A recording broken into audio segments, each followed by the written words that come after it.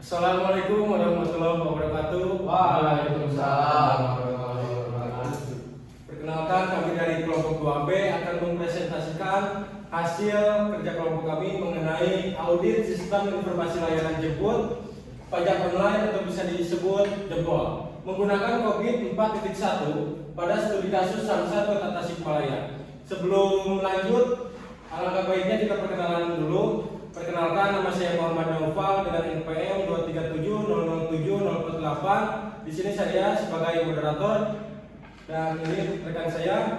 Perkenalkan, nama saya Habib Rahman dengan NPM 237007042. Ya, perkenalkan, nama saya Nabila Agustina dengan NPM 237007035. Berikutnya, assalamualaikum semuanya. Perkenalkan, nama saya Tazkira Wali Azmar dengan NPM 237007053. Baik, tidak perlu lama-lama, kita langsung saja ke latar belakangnya. Pada latar belakang ini, transformasi layanan perpajakan daerah melalui sistem digital seperti jempol masih menghadapi rendahnya kepatuhan wajib pajak. Keberhasilan layanan ini bergantung pada tata kelola TI yang efektif. Sehingga audit menggunakan COVID 4.1 diperlukan untuk menilai tingkat kematangan, mengidentifikasi kesenjangan, dan memberikan rekomendasi perbaikan guna meningkatkan kualitas layanan pajak daerah. Dilanjut. Next slide. Dilanjutkan oleh rekan saya. Oke. Selanjutnya di sini ada rumusan masalah yang mana apa gitu yang bakal kita selesaikan dengan adanya evaluasi dari sistem ini. Yang pertama bisa dilihat ya, yaitu sejauh mana gitu kalau TI di layanan jempol Samsat Tasikmalaya ini sesuai dengan standar COVID 4.1. Yang kedua ini berapa tingkat kematangan atau maturity level dari proses TI yang mendukung layanan Samsat pada saat ini gitu. Yang ketiga itu apa saja gap atau kesenjangan yang muncul antara kondisi saat ini dengan kondisi ideal menurut standar COVID 4.1. Yang terakhir itu ada rekomendasi apa saja gitu yang cocok diterapkan untuk layanan jempol di Samsat Kota Tasikmalaya ini gitu. Lanjut next slide. Nah, untuk tujuannya itu berangkat dari rumusan masalah tadi. Yang pertama itu ada menilai kondisi tata kelola TI pada layanan jempol menggunakan framework COVID 4.1. Yang kedua itu ada menentukan tingkat kesenjangan atau gap analysis yang mana itu mengacu pada tata kelola TI pada layanan tersebut. Yang ketiga itu ada mengidentifikasi kesenjangan antara kondisi saat ini dengan kondisi ideal tadi yang menurut standar COVID. Yang terakhir itu ada menyusun rekomendasi untuk meningkatkan efektivitas operasional di layanan jempol tadi. Lanjut. Next slide.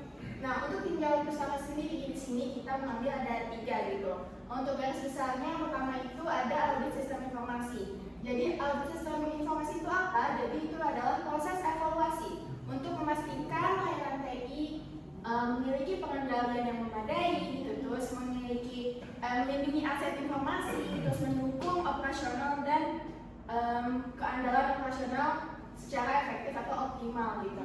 Terus audit ini dilakukan untuk apa? Nah, audit ini dilakukan untuk menyesuaikan layanan berjalan sesuai dengan tujuan bisnis, terus ada mengidentifikasi resiko dan juga menentukan langkah peningkatan kualitas dari layanan digital. Yang kedua itu adalah COVID 4.1. Nah, untuk COVID 4.1 ini merupakan framework yang kita gunakan dalam tata kelola TI yang memastikan sistem ini memberikan nilai tambah dan juga meminimalisir resiko. Nah, terdiri dari 4 domain yang mana yang pertama itu ada PO, ada AI, terus ada BS dan juga MN yang digunakan untuk mengevaluasi efektivitas penerapan TI di layanan ini gitu. Untuk menjamin standar efisiensi, keamanan dan juga kepatuhan. Yang terakhir itu ada maturity level. Untuk maturity level di COVID ini memiliki 5 level gitu. Maksudnya 0 sampai 5. Yang level itu biasanya disebut dengan non-existent dan yang level 5 itu disebut juga dengan optimized. Pengumuman ini juga membantu mengetahui kondisi aktual dari organisasi. Pada studi kasus Samsat ini, layanan jempol ini itu menemukan gap juga dan juga menentukan rekomendasi yang paling cocok untuk meningkatkan tata kelola TI. slide.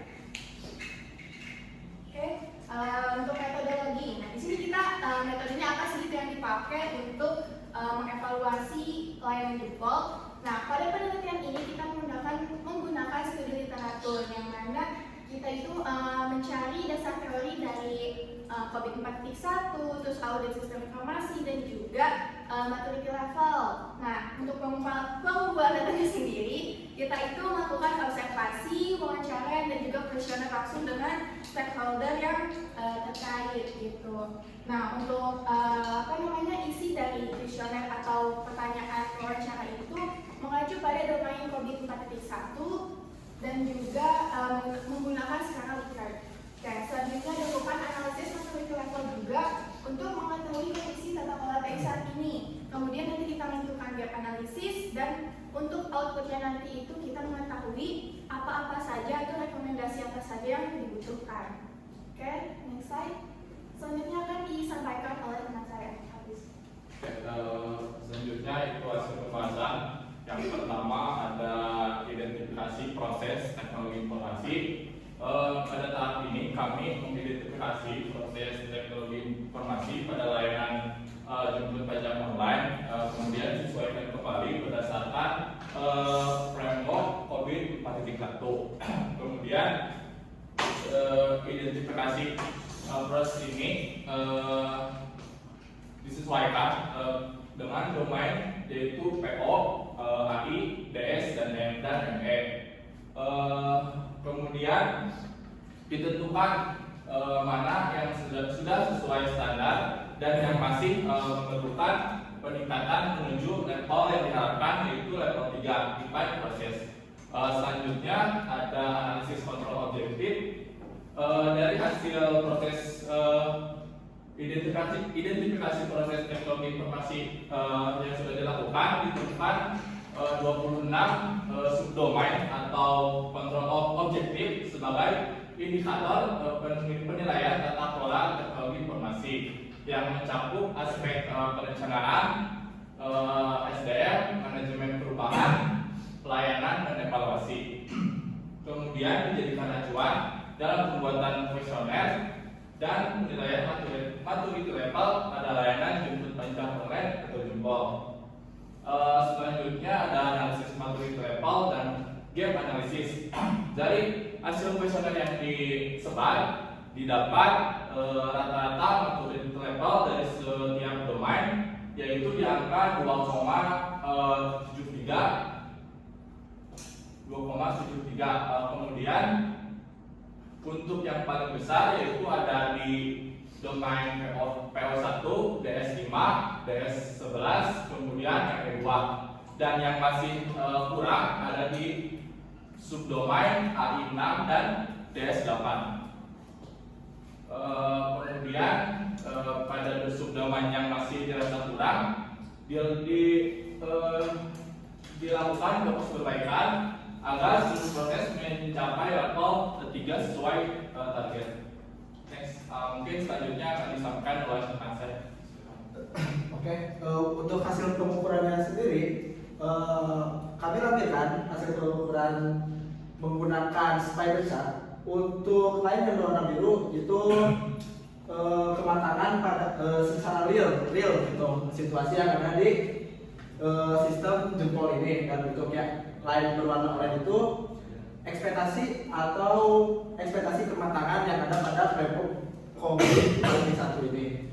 Nah, untuk hasil pengukurannya sendiri menunjukkan bahwa rata-rata tingkat kematangan tata kelola teknologi informasi pada layanan jempol ini adalah mendekati sekitar 2,73. Nah, ini mendekati target yang ada pada framework COVID untuk target 3,0. Nah, dengan gap sebesar 0,27, artinya sebagian besar proses teknologi informasi sudah berjalan cukup baik, tetapi belum sepenuhnya terdokumentasi dan distandarisasi. Beberapa proses seperti A16 atau manajemen perubahan dan DS8 atau penanganan insiden masih berada di bawah level 2. Ini menunjukkan bahwa pengelolaannya belum formal dan terstruktur. Sementara itu, DS11 atau pengolahan data dan ME2 atau monitoring internal sudah berada di atas target. Ini menandakan kedua proses ini telah diterapkan dengan lebih baik dibandingkan proses lainnya. Nah, sehingga hasil ukuran sebelumnya didapat rekomendasi perbaikan yang diperlukan dalam aspek perencanaan melalui penyusunan dokumentasi strategis teknologi informasi yang lebih formal. Pada pengembangan dan implementasi perlu penerapan manajemen perubahan yang terdokumentasi serta peningkatan proses pengujian dan pemeliharaan aplikasi. Selanjutnya, pada aspek operasional penting untuk menerapkan pencatatan insiden, memperkuat keamanan sistem, dan juga menyusun service level agreement atau SLA. Selain itu, peningkatan kompetensi sumber daya manusia juga dan dokumentasi proses menjadi langkah kunci untuk mencapai maturity level yang sesuai dengan standar COVID 4.1. Oke, pada kesimpulan dan saran, audit dengan COVID 4.1 menunjukkan data-data maturity level 2.73 mendekati level 3. Proses TI sudah berjalan cukup konsisten, namun belum terdokumentasi dan distandarisasi sepenuhnya. Domain DS11 dan ME2 memiliki kinerja terbaik, sedangkan A16 dan DS8 masih rendah dan membutuhkan perhatian khusus. Lalu perlu penyusunan SOP, penguatan tata kelola, serta penerapan manajemen perubahan dan pencatatan insiden secara formal. Dokumentasi proses, pengawasan rutin, dan peningkatan kompetensi SDM juga penting untuk mencapai tingkat kematangan optimal dan meningkatkan kualitas layanan pajak daerah. Nah, segitu presentasi dari kami. Kira-kira ada pertanyaan dari audiens? Silakan. Orang boleh. Tadi kan di hasil pengukuran ditemukan DPU sebesar 0,23. Nah itu kenapa rekomendasinya tidak mencakup semua proses? Kenapa cuma 3 praktis saja yang diperbaiki gitu? Mungkin bisa dijawab. Langsung dijawab ya. Begini saudaraku. Oh, iya. Karena saat ada rilis hasil pengukuran hanya ada hanya ada 3 prestis yang memiliki gap paling signifikan. Dan langsung mempengaruhi proses yang ada di bawahnya. Level idealnya lah. Untuk proses A16 atau manajemen perubahan berada di level berapa? Berada di bawah level 2. Berada di bawah level 2. Untuk proses DS8 atau manajemen insiden juga masih rendah gitu di bawah level 2. Satu lagi, untuk prestasi terbaik atau terkait dokumentasi perencanaan IT perlu diperbaiki. Prestasi lainnya sebenarnya sudah mendekati target level 3 sehingga tidak memerlukan rekomendasi besar, jadi hanya perlu pemeliharaan ringan aja. Fokus kita pada 3 prestis itu yaitu membuat perbaikan yang lebih terarah, lebih efektif, dan realistis untuk dicapai. Seperti itu.